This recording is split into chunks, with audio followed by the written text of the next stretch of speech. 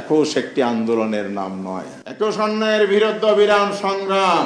প্রধানমন্ত্রী বলেছেন গণতন্ত্রকে সুসংহতায় করাই হবে আমাদের প্রতিশ্রুতি। আমি বলতে চাই জুলাই চেতনা, জুলাই সংস্কারকে মাইনাস করে গণতন্ত্র সুসংহত হবে না স্বৈরতন্ত্র আবার ফিরে আসবে? আপনি সংস্কার না করে কিভাবে বৈষম্যমুক্ত বাংলাদেশ করবেন? কথা কাজে ভাই মিল নাই। আল্লাহর ওয়াস্তে আর রক্ত ঝরাইয়েন না।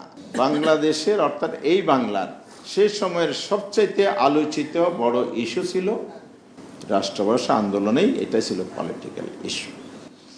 পরবর্তী সময়ে যেহেতু দাবি আদায় হয়নি, আবার 52 পর্যন্ত যে পর্বটা শুরু হয়েছে সেটা ছিল চূড়ান্ত পর্ব।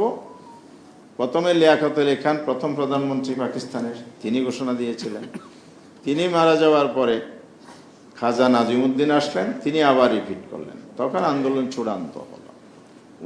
17 জানুয়ারি ঘোষণা দিয়েছিলেন নাজিমুদ্দিনের পল্টনের জনসভায়, আর সেটার প্রতিবাদ সংগ্রাম পরিষদ আন্দোলন টেনে নিয়ে 52 সালের ফেব্রুয়ারি সে বড় ঘটনাটা হয়েছে। রফিক সালাম বরকত, যাদের কথা আমরা ইতিহাসে জানি। 54 সালে এসে পাকিস্তানের গণপরিষদে আমাদের এই তরুণ ছাত্র জনতার সর্বশ্রেণীর মানুষের সংগ্রামের স্বীকৃতি স্বরূপ পার্লামেন্টে বাংলা ভাষাকে রাষ্ট্রভাষার মর্যাদা দেওয়া হয়েছে। তাহলে আন্দোলনের মাধ্যমে কিন্তু আমরা আমাদের অধিকার আদায় করেছি। সুতরাং 21 একটি আন্দোলনের নাম নয়, 21 অন্যায়ের বিরুদ্ধে বিরাম সংগ্রাম। 21 আমাদের চেতনার ধারক, আমাদের স্মৃতিশোধ চেতনার।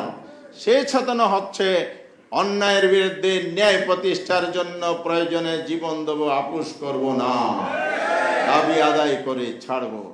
যেটাই হয়েছে জুলাই চেতনা, হয় নাই? সেই চেতনা কি এরকমই একটা শর্ট টার্ম মুভমেন্ট কিন্তু ছিল, এগুলো তো লং টার্ম মুভমেন্ট। 36 জুলাই 36 দিনের মধ্যে একটি ফ্যাসিবাদী শক্তিকে ক্ষমতাচ্যুত করা হয়েছে। এখানেও কিন্তু যেই চেতনা নিয়ে আমরা বাংলাদেশ গড়ার প্রতিশ্রুতি দিয়েছি, সেই প্রতিশ্রুতি থেকে জাতিকে বিচ্যুত করার ষড়যন্ত্র চলছে।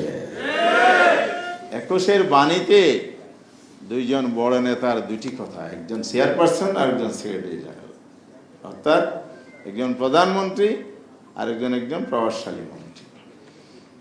ওনার দুটি কথা বলেছেন। প্রধানমন্ত্রী বলেছেন গণতন্ত্রকে সুসংহতায় করাই হবে আমাদের প্রতিশ্রুতি। আমি বলতে চাই জুলাই চেতনা, জুলাই সংস্কারকে মাইনাস করে গণতন্ত্র সুসংহত হবে না স্বৈরতন্ত্র আবার ফিরে আসবে? ওনারা গণতন্ত্র সুসংহত নয়, স্বৈরতন্ত্রকে ফিরিয়ে আনার ষড়যন্ত্রের পথে হাঁটছে। মেহরবানি করে আমরা দোয়া করি, আহ্বানও জানাই, আপনাদের মধ্যে শুভ বুদ্ধির উদয় হোক। আমরা রাজপথ বেছে নিতে চাই না, আমরা দায়িত্বশীল বিরোধী দল হিসেবে সংসদের ফাইসালা করতে চাই। তবে আপনারা বাধ্য করবেন না রাজপথে ঠেলে দিতে।